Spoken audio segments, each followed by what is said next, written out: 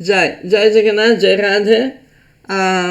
Today I want to suggest that we have a look at the Shivashtakam, which according to the diaries of Murari Gupta, who was one of the most intimate companions of Krishna Chaitanya. This Shivashtakam prayer was composed by Krishna Chaitanya himself. Contrarily to what some people think, Chaitanya had a vision of Shiva and Vishnu as on the same, being one and the same, as also shown in the tradition, also presented in the tradition of Harihara, which is very popular both in Bengal and in Orissa, and also maybe a little less, but all over in the Indian subcontinent. So this Shivastaka here is sung by one sadhu that we can see here. We go and just see the text. If you can hear it, I think it will be in the video when we put it on the channel. We don't want to break any copyright law. We wanted to present it for educational and spiritual purposes. Okay. Namo namaste tri-dasesvaraya bhutadi-nathaya mrdaya nityam ganga-tarangotthita-bala-candra-cudaya gauri-nayanotsavaya sutapta chami karachandra-nila padma pravalam budakanti vastraihi nrtya-rangesta-vara-pradaya kaivalya-nathaya vrsa-dhvajaya sudhangshu suryagni-vilochanaya namo bhidete jagata shivaya sahasra shubhrangshu sahasra rashmi sahasra sanjitvarate jasestu nagesharatnojvala vigrahaya shardula charmangshu kadivyate jase sahasra patro parisangsthitaya varangada-mukta-bhutadi varangada-mukta-bhutadi sunupuraranjita-pada-padma ksharat-sudha-bhritya-sukha-pradaya vichitra-ratnaugha-vibhushitasya premanamevadya-haro videhi premanamevadya-haro videhi Shri Rama Govinda Mukunda Shaure Shri Krishna Narayana Vasudeva Ityadi namamritapanamatta Bhringadhipaya khila dukkha hantre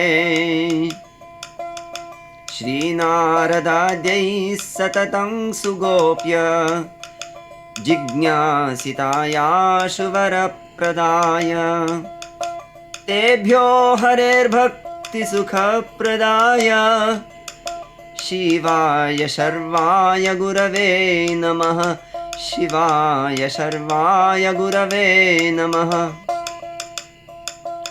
Shri Gauri-nayanotsavaya तत्प्राणनाथाय रसप्रदाय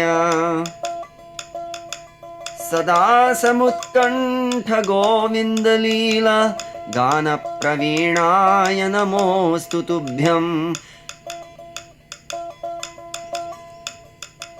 एतच्छिवस्याष्टकमद्भुतं महत् शृण्वन् हरिप्रेम लभेत शीघ्रम्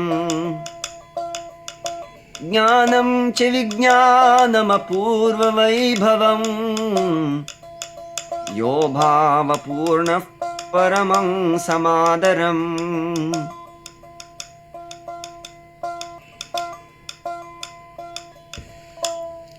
Okay, so here we have presented the, let's see, the Shivashtakam by contained in the Sri Krishna Chaitanya charita Mahakavya, written by Murari Gupta.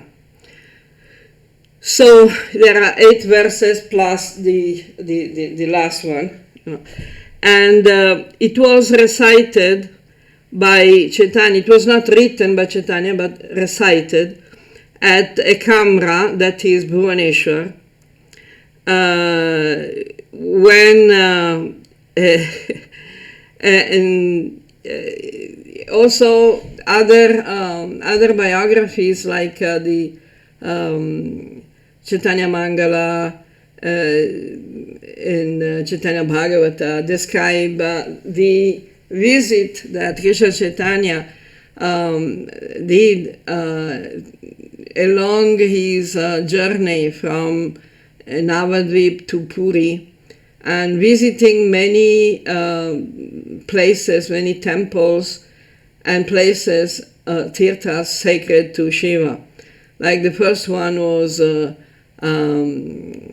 Jaleshwara, which I found on YouTube. I found a nice video of some Bengali devotee going there and filming the day of the festival in Jaleshwar. In Jaleshwar, the deity, the murti of Shiva is installed inside the lake, down underwater. So once a year they have this festival. They dive into the lake, they take the deity out, they do the puja, and then they put it back inside the lake. So it looks like when visiting Harihara at Lingaraj in Bhubaneswar, Chaitanya recited these verses, and Murari Gupta says again and again. So the translation, the first verse says, I offer my obeisances again and again unto you, the controller of the 30 primal devas, unto you, who are the original father of created beings, and who is gracious, and from whose head, which is casted by the moon, arrive the waves of Ganga. I offer my obeisances unto you, who are a festival for the eyes of Gauri. The second verse is saying, I offer my obeisances unto you, who resemble a moon of molten gold, who is dressed in garments glowing like fresh blue lotuses or like radiant rain clouds. You who bestow the most desirable blessings upon your devotees through your delightful dancing. You are the Lord of the Advaitins, and whose flag bears the image of the bull. Again, offering obeisances to Shiva, who dispels darkness with the 3 eyes, the moon, the sun, and the fire, who generates auspiciousness for all the living entities of the universe, and whose potency easily defeats thousands of moons and suns. Shiva's form is brilliantly illuminated by the jewels of Anantadeva. I offer my obeisances unto you, who possess divine potencies, and you are clothed in tiger skin, sits upon the lotus of 1,000 petals, whose arms are adorned by splendid bangles. You carry happiness to your servants with the liquid nectar flowing from your lotus feet, ringing with charming ankle bells. Please bless me today with pure love for Sri Hari. Sri Ram, Govinda, Mukunda, Sauri, Sri Krishna, Narayana, Vasudeva. This is the connection between Shiva and Vishnu. We can attain Vishnu by the grace of Shiva. Shiva is considered the spiritual master, the guru for the entire universe. Again, verse 7 says, I offer my obeisances to you again and again. You are forever asked questions, confidential questions by Narada and other sages, other sadhus. You also give them favors, blessings quickly. And you give the happiness of Hari Bhakti to those who seek blessings from you. So you are the guru of everyone, Vishwa Guru. Then the 8th verse, the last verse, Shivashtakam means 8 verses.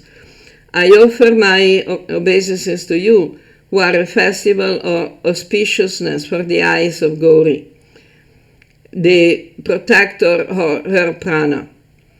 You give the rasa and are expert in singing songs about the Govinda Lila.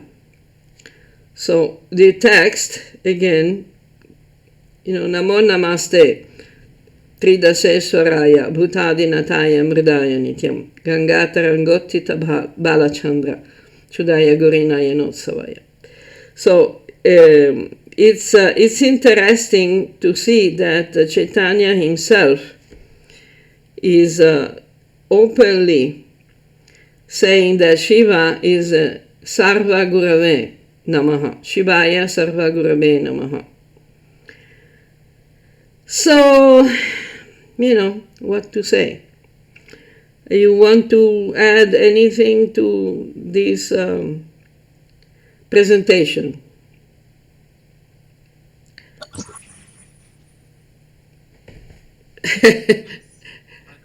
I don't want to embarrass you. Yeah, so one thing here, Chaitanya. Your sound, the volume is not so much. Huh? Okay. Actually, unfortunately, my headphones are not working right. Oh, I see. Okay. Sound is still coming from my laptop. Okay, no problem. Now I can hear you better. Okay, so Chaitanya here is asking, Vishnu Bhakti from Shiva. And he also said in between that you are the Lord of the Advaitins. So Yes. Shiva Bhakti, in how, we perform Bhakti to Vishnu in, the Swarup Bhakti, as in Vishnu Roop or Krishna Roop. So is Shiva Bhakti is always associated with Advaita as in the formless, and Shiva is just a medium, or there is in our traditional culture there is a scope for Shiva Bhakti as a Shiva being the form of the ultimate reality. This is a very interesting question, and basically the reason why I suggested this topic today, because the Advaita is not opposed to Bhakti. Is not opposed to Vishnu Bhakti or Krishna Bhakti. In fact, Advaita is the overcoming of the illusion of duality, the Dvaita, that is moha-dvandva, that Krishna is mentioning so many times in Bhagavad Gita as the fundamental root of ignorance. And Bhagavad Gita keeps saying that we need to overcome the illusion of duality. Now, the verse that verse of Bhagavad Gita that I like very much, and I'm quoting many times, especially to, in my videos in Italian language, is the chapter 18, at the end of the teachings of Krishna to Arjuna, chapter 18, verse 54, that said, Brahma bhuta prasannatma, na sochati na kankshati, samasarveshu bhuteshu mad bhaktim labhate param. This verse is speaking about para bhakti, which is spiritual devotion, which is different from apara bhakti, which is material devotion, which is inferior devotion. It means that the Brahma Bhuta, the realization of Brahman, the so-called formless, form of God, is the starting point for actual transcendental spiritual bhakti, devotion to God. Now, we need to understand what it means when we speak about formless and impersonal. Is not it's not we don't mean, it doesn't mean that God has no form and no personality. It just means that God is not limited by any form, or any single form or single personality. God has all the forms, all the personalities. It is just like when we say that Vishnu, Krishna, is beyond the gunas. Even the Atman is beyond the gunas. And then we speak of the gunas of Krishna. So what does that mean? It means, a guna means quality. On the material level, these gunas are material. They're sattva, rajas, tamas. On the spiritual levels, these gunas are spiritual. And we know from the Shastra, from the tradition, from the Acharyas, that guna has unlimited qualities. It's also called gunanidhi, the ocean of qualities. So we need to have, to attain, to establish ourselves on a higher transcendental perspective. Otherwise, we're not going to be able to understand God, because God is transcendental. God is not limited by material manifestation. Material manifestation is limited by time, space, and individuality. God is beyond these restrictions, these limitations. So, Vishnu has all the forms. Krishna has all the forms. That's why Krishna shows Arjuna both the Krishna form and the Vishnu form, four-armed Vishnu form, and then also the Virat Rupa.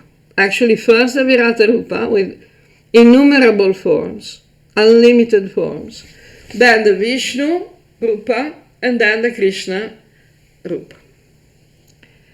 And the difference is that Krishna says to Arjuna that the Krishna Rupa, the Saumya form, the sweet form with two arms, is very difficult to understand. So, according to a material perspective, it should be easier to understand. Because, come on, it's a normal form, a nice young man, with a dark complexion and two arms and, and everything is in every part of the body in its proper place, so no problem. But in fact, it is easier to understand the Viratrupa with unlimited forms. Because if we don't understand the Viratrupa, we will project our material mentality on Krishna, and we will think that that form specifically, that single specific form is limited. So we will think that Krishna is different from Vishnu, which is not a fact. In fact, we see it. I was reading the 10th canto with Madhurya in Italian, and I was showing that, contrarily to what people may think, the gopis are not simple-minded village girls who are just in love with this, handsome boy. They know very well that Krishna is Vishnu.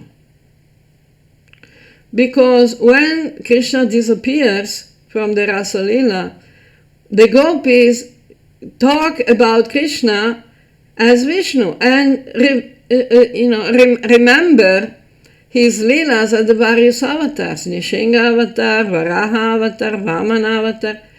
So that means they don't think that Krishna is limited as Krishna. When we see all these apparently different forms, for a materialistic vision, the form of Shyamasundara is different from the form, say, of Varaha. But it's not. The gopis know that very well. Sukadeva Goswami knows that very well. And he's saying that. He's openly,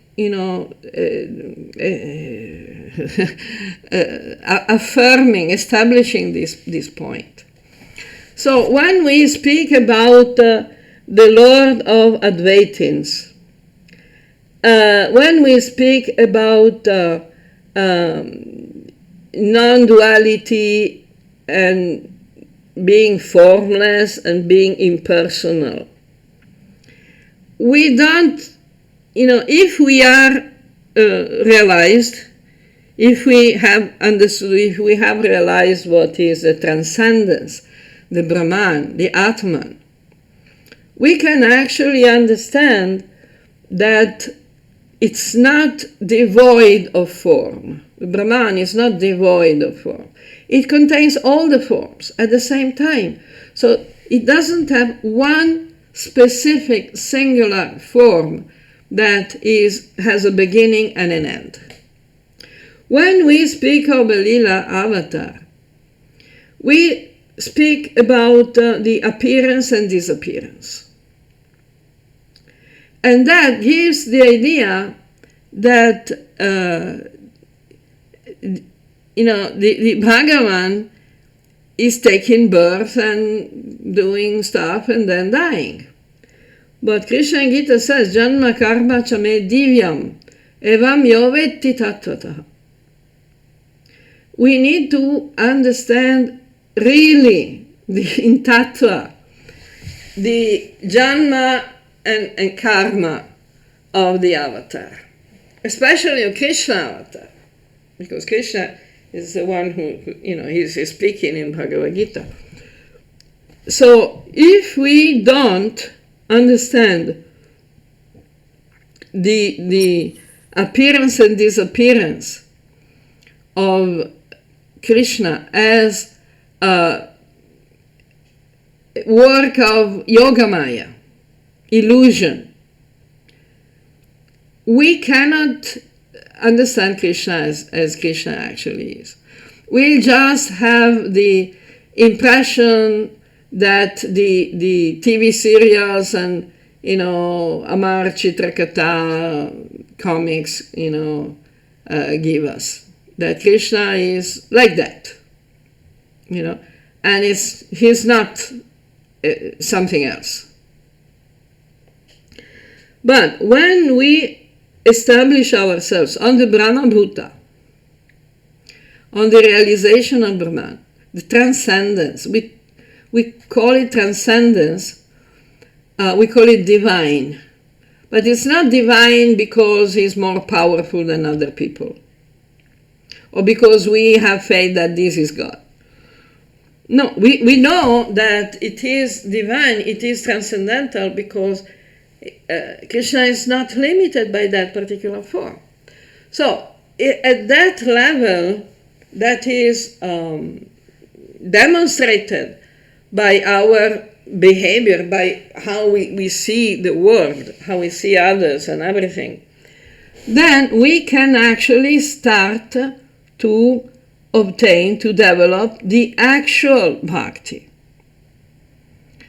Before that moment, our devotion is just material devotion, is kanishta adhikari devotion, if not prakrita sahajya devotion. I don't know, is that more clear now? Yeah. The problem is that there are some people who want to be devotees of Krishna, who unfortunately are, influenced by a sectarian mentality, which is, like the connection is gone. Okay, starting again. Okay. Let's see. Can you hear me? Yeah, I can hear you. Am I not audible? Yeah. No, because I lost the connection for a minute. Okay. So let's see where it is. But the fact that Shiva Mahadeva is the guru is a guru for everyone. It means that he's helping everyone to attain the level of transcendence from which we can actually develop the real bhakti. If someone is not liberated from kaivalya-nathaya. Kaivalya means union. It doesn't mean impersonalism. When we translate the Lord of Impersonalists, it's wrong, because Kaivalya means union. And that is the Bhagavad Gita itself. Krishna says that the devotee enters into Krishna. Vishate tadanantaram. When we attain the realization, the transcendental realization, we become one with God. Just like the molecule of water becomes one with the ocean. It doesn't mean that it loses personality. The personality we lose is just the material identification, the material personality, not the spiritual personality, because the spiritual personality continues. We still have gunas, we still have rasa, and in fact, the same prayer will say that Shiva is giving the rasa.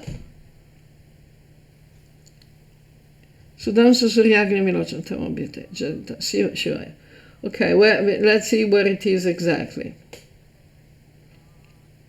So if Shiva is a guru for everyone, it means that he can take us to the real bhakti, not just to impersonalism. Yeah, varangada mukta bhuja-dhvajaya. Okay, so Sitaya. Let's see where it is exactly.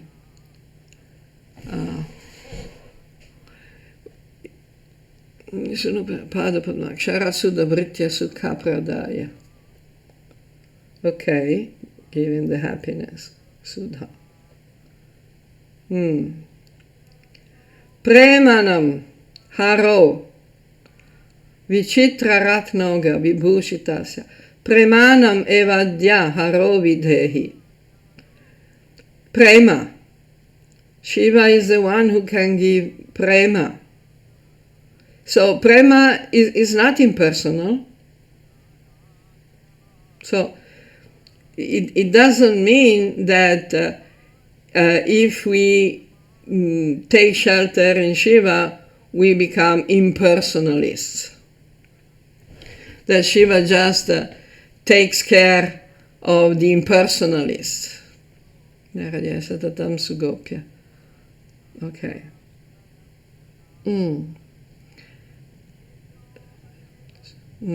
Tebyo harer bhakti sukha pradaya. Shivaya sarvaya gurave namaha. Sarvaya gurave. Sarva guru. Rasa pradaya.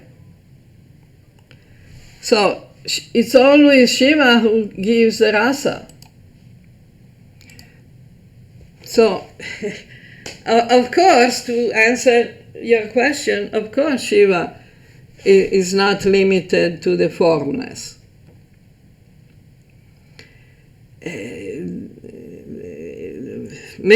Some people misunderstand the quote. There is a famous quote from Rupa Goswami that says kaivalya-nathaya. So he compares kaivalya to naraka, to hell. But the idea, they don't quote the entire verse, because the entire verse says that kaivalya, without the service to Hari, is hellish. So it doesn't mean that kaivalya is hell. It means that the absence of service, absence of the bhakti, of the mentality, the attitude of service for Hari is hellish, even if we attain the level of kaivalya. I don't know, is that clearer? I think this is a very important point. Yeah. Because, if we don't understand this point, unfortunately, we'll end up, cutting our chances of actually, attaining the real bhakti. And this is a problem. So, kaivalya, here. The translation of the verse specifically is, let's see, I found the Bhagavata Purana. No, that is in the, is just quote, here. The Chaitanya Chandamrita, it's not Rupa Goswami, Prabodhananda Saraswati. So Prabodhananda Saraswati, who is one of the tradition of the Gaudiya Vaishnavas, in Chaitanya Chandamrita, explains kaivalya-nathaya tri-dasa pur akasa puspayate durdantendriya kalasarpa patali prokata damstrayate vishvam purna sukhayate vidi mahendradischa kitayate yad karunya kataksha vaibhava tam gauram evastuma. So basically the point is that without the service, without the attitude of service, without the devotion, without the relationship, the rasa with Bhagavan, the swarga is just a fantasy, and the liberation is useless. Because what you do when you're liberated, you get bored, basically, which is the position of the non-developed jiva in the Brahmajyoti. What is the development of the jiva, of the jivatma? From the Brahmajyoti, the Jivatma is emanated and goes through the process of developing the Siddha Deha. Through the sadhana, through the realization, and through the whole process. So the Siddha Deha is made of rasa, is made of relationship, of devotion, of love, Satchidananda, but not just in a potential form, in a fully developed form. So when we attain kaivalya, after going through the development of the Siddha Deha itself is bhakti. I don't know, is that clear? I think it's difficult to explain. Yeah, it is clear. It is clear. Okay, that's very good. So, the problem is that some people just think that kaivalya is hellish.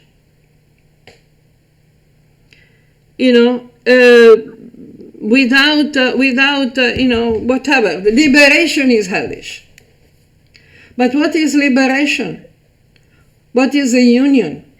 It's just that we overcome ahankara and mamatva, the material identification, and we unite with Krishna, we unite with Bhagavan.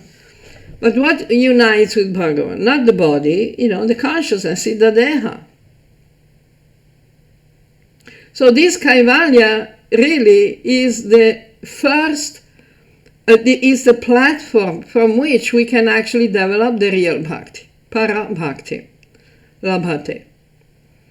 Otherwise, if we don't, situate ourselves on the kaivalya, the Brahman realization, Brahma Bhuta, with the transcendental level,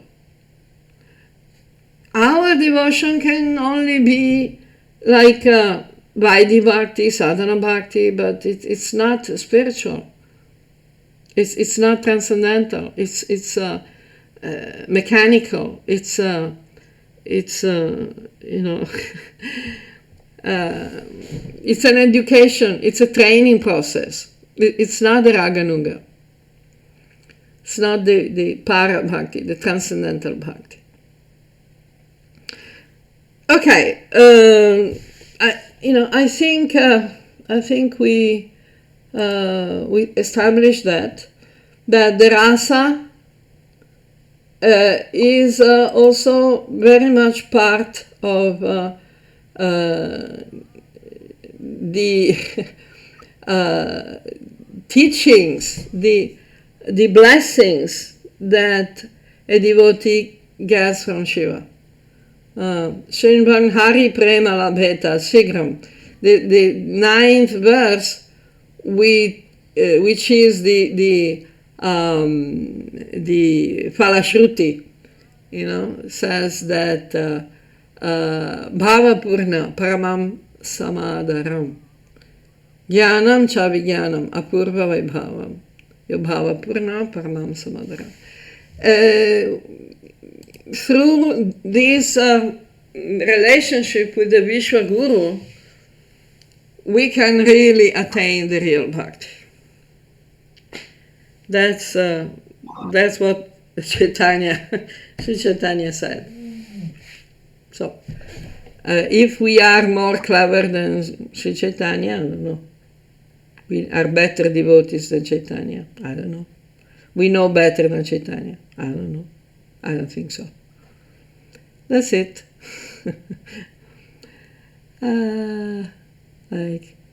That's all, folks. Any other? Is that answering your question? Yes. Excellent. I'm very happy. I think we need to tell people, this stuff, because otherwise they are, they're still sitting in their well, and trying to measure the ocean.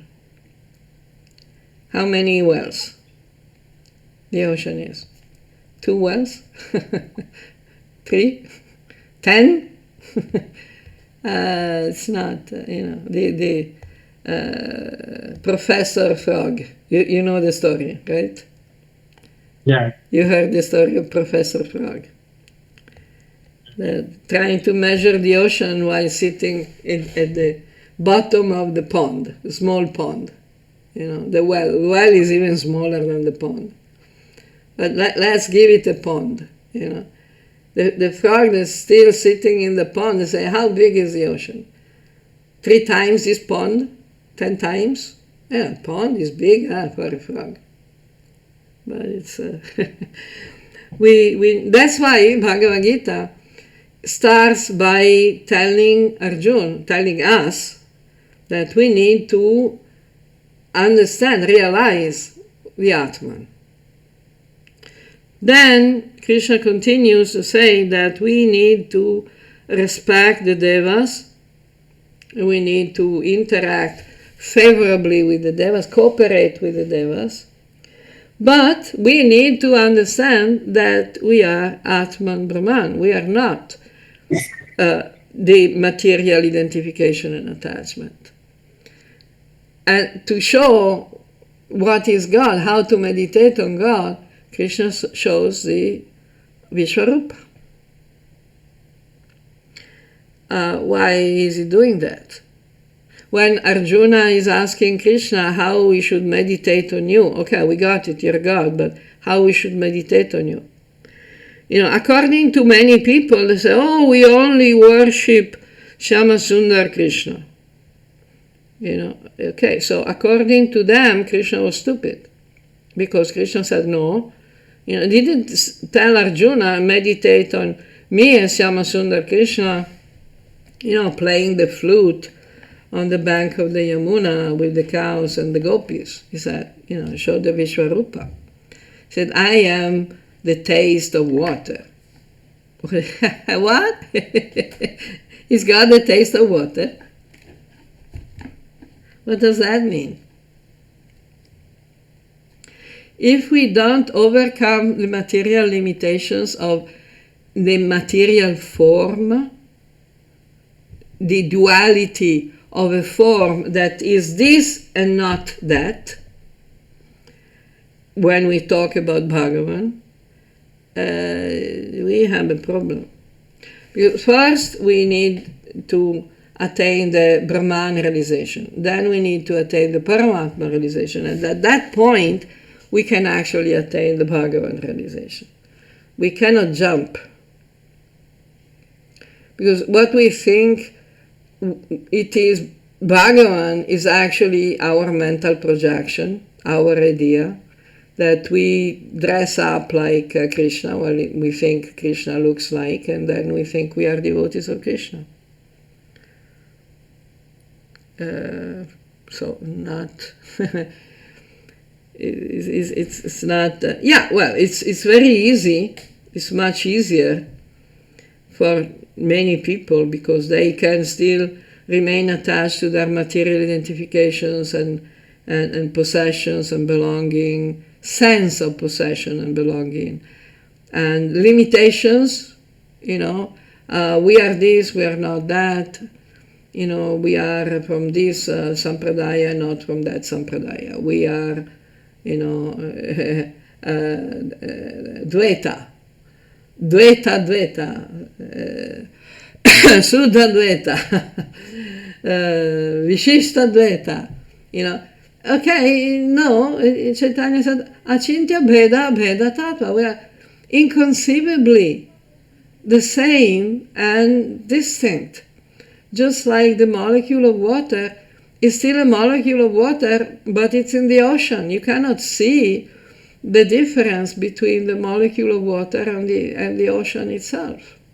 But there is a difference, a distinction, because the molecule interacts with the ocean. And that's the Siddha Deha, that's a rasa, that's a bhakti. Okay. Thank you for giving me this opportunity, because I was thinking it was very important to clarify this. Any other elaboration on this? No. Conclusion. Okay. Okay, so we can conclude here. We had about 1 hour. I thank you very much for your participation, which is very important, because otherwise, I don't like to talk by myself, because I get bored. So I hope we continue, and I invite also other people who are listening. Maybe they can also participate. So Jai Jagannath, thanks again. Jai Shri Radhe. Thank you. Thanks for the time.